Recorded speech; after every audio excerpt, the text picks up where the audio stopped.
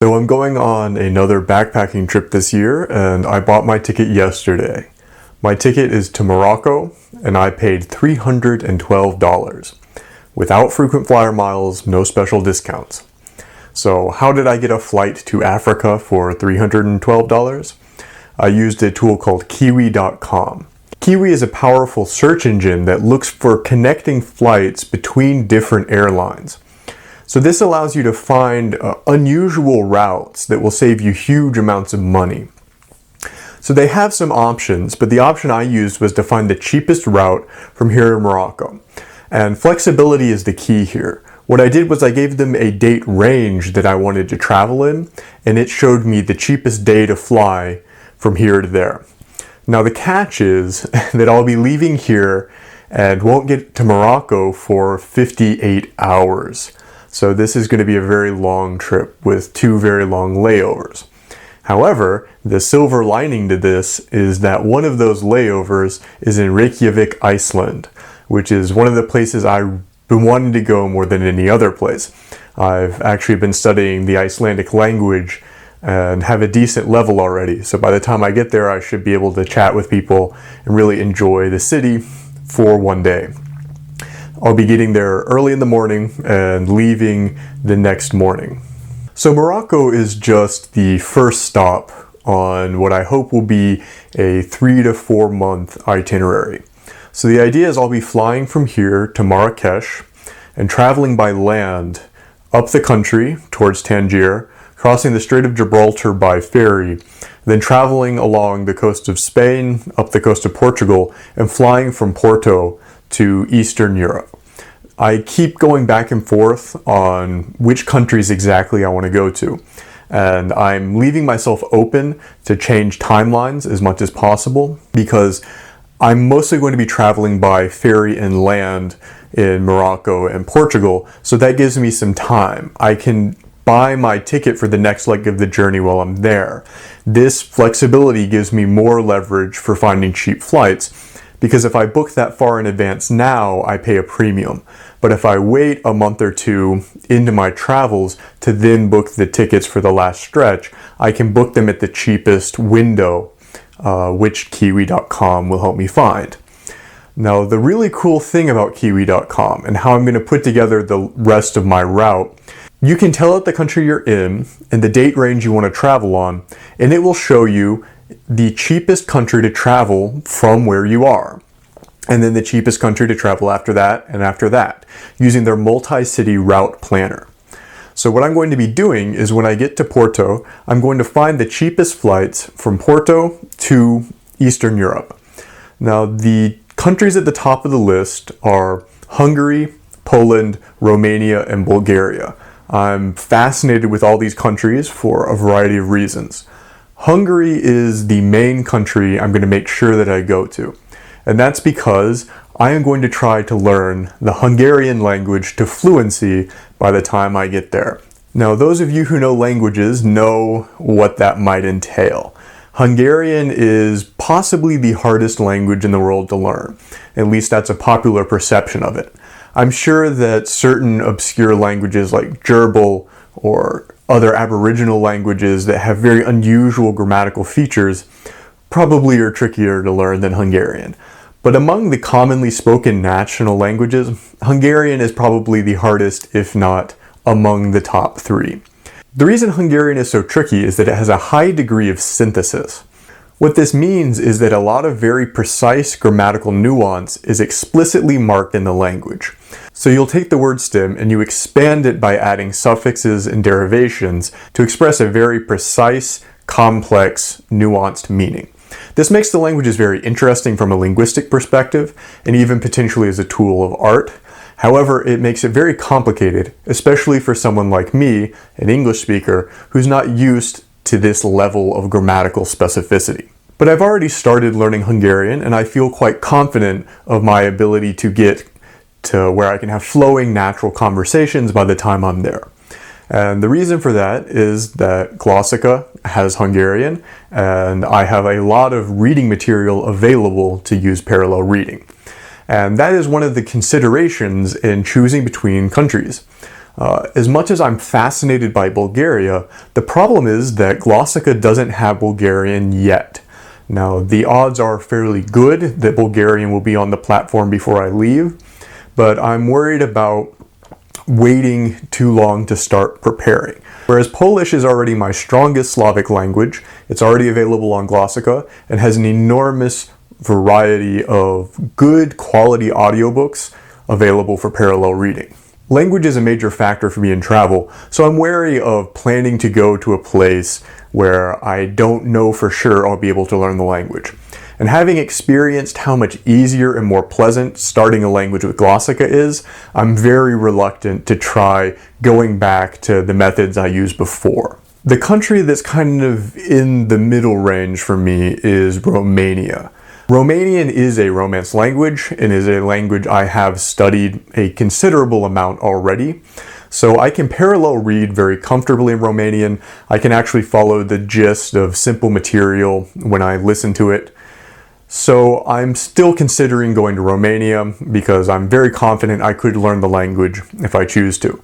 Romanian is also one of the languages that's coming up soon on Glossika. So the odds are fairly good that it will be out at least a month or two before I leave, which would be plenty of time for a language like that to get to where I can at least understand people and interact fairly comfortably. With this trip, the major focus is going to be documenting as much of what I see in that country as richly as possible and sharing it with you. My biggest regret with my previous backpacking trip, where I spent a year in South America, in Colombia, Peru, Argentina, and Uruguay, is that I didn't document it well. But this trip, I'm going to do things differently. I'm going to be taking a really cool 360 camera called the Rylo. You can find the link to that in the description.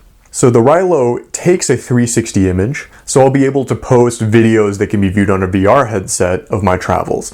But the really cool thing it does is provide software where I can edit that 360 image, insert a virtual camera, and produce 2D high definition footage, which lets me do all sorts of really interesting artistic effects. So the idea is I'm going to be making films about the places I go, writing about my experiences, interviewing locals and other travelers in various languages, and trying to capture the magic of travel, and especially how much language improves the experience of traveling in a foreign country. So I'm trying to narrow the scope of my language learning. Now, that may seem to contradict my previous video talking about how I'm learning 43 languages, but it's really not at odds. It's a testament to how efficient Glossika is that I can continue to do short daily sessions in all the languages I'm learning, but do longer sessions in the languages I want to focus on and free up time to do parallel reading in the ones where I'm already strongest. So the main languages I'm going to be studying are French for communication in Morocco. Glossika does not yet have Moroccan Arabic, so I don't have any good resources to learn it. Moroccan Arabic is actually a very poorly documented language in general, so I'm really excited that Glossika is planning to release a course for it. But I probably won't be able to learn it to fluency by the time I go. I will, of course, be learning politeness phrases, basic daily use phrases to show respect to my host culture, but I expect to mostly be communicating in French while I'm there.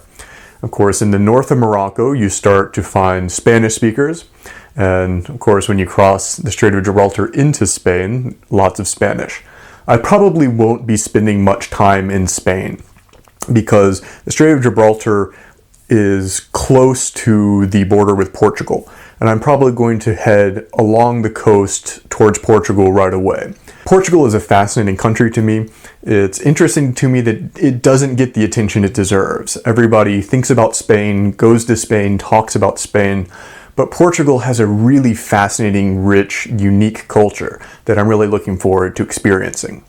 It's also going to present a really interesting language challenge for me because they speak a dialect of a language I already know well. So I already understand Brazilian Portuguese very comfortably. So I'm interested in challenging myself to try to speak the Portuguese dialect while I'm there. And I'm going to be posting a video soon on the concept of interference in language learning, which is a major factor in my projects. But in short, what interference is when you have a language that is stronger than another one. When you try to speak the less fluent language, your brain wants to revert to the path of least resistance and start speaking with the stronger language. So when I try to speak Portuguese, when I'm in the flow, it's very easy and comfortable, but as soon as I get stuck or can't figure out how to express myself, Spanish starts bubbling up in my head. I expect this interference to get stronger the more similar two languages are together. So I think the fact that Portuguese and Brazilian Portuguese are so close together, they're almost completely mutually intelligible, is going to give me a lot of practice suppressing interference, because I think suppressing interference is a trainable skill, but that's a subject for a future video. So then when I travel to Eastern Europe, my major priority for this year is going to be Hungarian. I consider that my language challenge for 2018. Of course, I'm studying a lot of other languages and doing all kinds of challenges to myself all the time, because I think overcoming challenge, getting out of your comfort zone is what makes all good things in life happen. But my core challenge is Hungarian. I want to reach a high level of Hungarian, perhaps even literacy in Hungarian by the end of the year. By literacy, I mean the ability to read and enjoy a novel in the language. Polish will probably be my primary focus with Slavic languages. I'm going to really start digging in and doing lots of parallel reading and expanding the base in the language I already have. Of course, I'll also be doing Glossika in it at the highest setting, 30 sentences a day, every day. And I expect to speak a comfortable level of Polish by the time I get there. I go back and forth on whether or not I want to learn other Slavic languages in case I want to travel between the countries. Again, you have this problem of interference. But because Polish is part of the Eastern Slavic branch, I think learning a language like Bulgarian in the Southern Slavic branch is probably a workable thing, because they are fairly similar. They appear more similar to me than sources indicate. They say there's very low levels of mutual intelligibility between Polish and South Slavic languages, but in my study of Croatian, there does actually appear to be a lot of overlap between the languages. I'm almost certainly going to study Romanian just because I find it a very interesting language. It's somewhere I know I'm going eventually, and I expect it to be one of the next courses added to Glossika's system. But of course, as time goes on, I'll be narrowing down these plans, possibly coming up with new and interesting ideas, and I'll be sharing them with you on these videos if you make sure that you subscribe to this channel right now and go to danielshields.io, where you can sign up to be a member, and I will send you updates and interesting exclusives and freebies only for members. So thanks for watching, and best of luck with everything you do.